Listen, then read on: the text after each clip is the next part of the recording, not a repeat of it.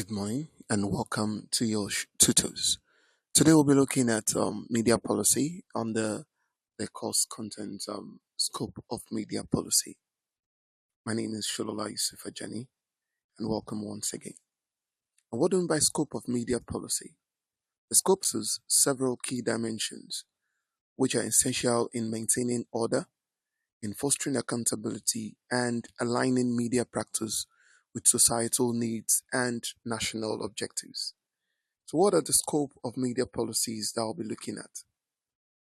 The first one here is the structural aspect of media policy deals with how media organizations are expected to be organized and managed.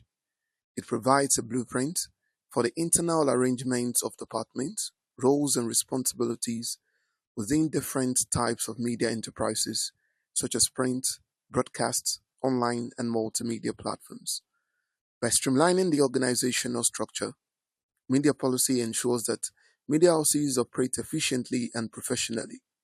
It guides the formation of editorial boards, units, and administrative departments, making sure that each unit performs its role within a clearly defined framework that enhances the overall functionality of the organization. The second scope that we'll be looking at is control. Control here refers to the mechanisms and systems that regulate the operations and management of media. Media policy outlines how accountability should be enforced within media establishments to ensure that they operate within the law and maintain professional ethics. This includes editorial control, regulatory oversight, financial transparency, and compliance with licensing requirements. So, control mechanisms here may involve periodic audit, it may involve performance reviews, sanctions for violations, and role of regulatory agencies like the Nigerian Press Council (NPC) in ensuring that media outlets there, be it private or public, adhere to national standards and legal provisions. The next one we're looking at is content.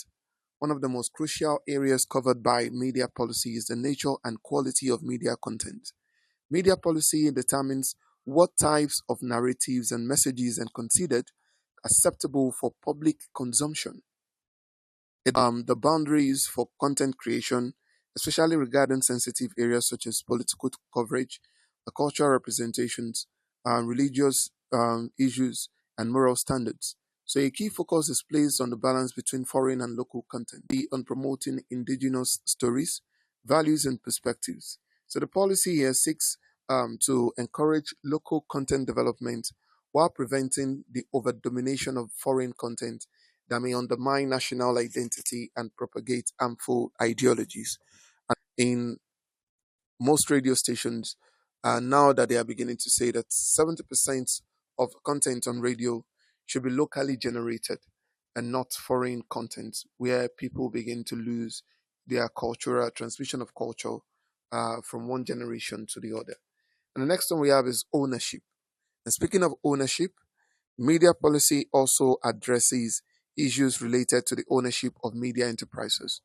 Who can own and operate media outlets within the country and establishes legal boundaries for both local and foreign ownership. This includes regulations on individual, corporate, and state ownership, as well as provisions that discourage monopolies and promote pluralism in media ownership. So the policy often restricts the extent of foreign investment or control in Nigerian media and prevent external influence over public opinion. So ownership policy also requires transparency and full disclosure of proprietors to avoid aiding political or economic control of the media. We'll also be looking at obligations, which is the next. Obligations here refer to the duties and responsibilities that media organizations owe to the government and society at large.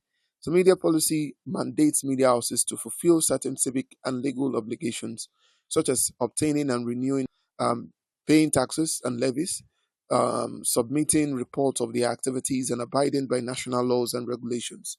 So, beyond legal compliance, our media organizations are expected to serve the public interest by providing accurate information, promoting social development, and also contributing to national unity. These obligations ensure that media practitioners operate not only for profit, but also in alignment with societal and ethical expectations. So it is roles. The role of media, as defined by policy, includes its contributions to the political, economic, and social and cultural life of the country. So, the media is expected to foster democratic governance by informing the electorate, facilitating dialogue, and holding leaders accountable. Economically, on the other hand, looks at how the media promote commerce through advertising, consumer education, and business journalism. Socially, also, and socially and culturally, media encourages the preservation and dissemination of cultural heritage, social values, and public service information. Clearly outlining these roles helps media institutions understand their responsibilities and align their operations with national priorities and development agenda. And the next one here is support, which is the last. Support has to do with recognizing the vital role that the media plays in society. Media policy also makes provisions for support mechanisms that enable media organizations to operate effectively and sustainably. So these supports may come in the form of government subsidies. This support may come in form of grants, tax incentives, training opportunities, and infrastructural assistance. For instance, the government may provide tax holidays for new media startups, fund rural media outreach programs, or offer technical support to community radio stations. So, such support are aimed at strengthening the capacity of media institutions to deliver on their mandates, especially in underserved or economically challenged areas. So, in conclusion, the scope of media policy is broad and covering an array of media operation from structure to content, control ownership, obligations, role, and governmental support. So these dimensions, however, work together to create a coherent framework that ensures media organizations contribute positively to national development while also maintaining professional integrity and serving the public good. So a well-defined media policy is therefore essential for a vibrant, responsible, and effective media system. So it is from here we'll be looking at the assignment for this session, and as regards the scope of media policy. And the assignment reads that media policy plays a critical role in shaping the media landscape within a nation. So, discussing the scope of media policy by explaining its key dimensions, namely structure, control, content, ownership, obligation, roles, and support. So, in your answer, highlight how each dimension contributes to national development and the proper functioning of media organizations. Thank you for your time.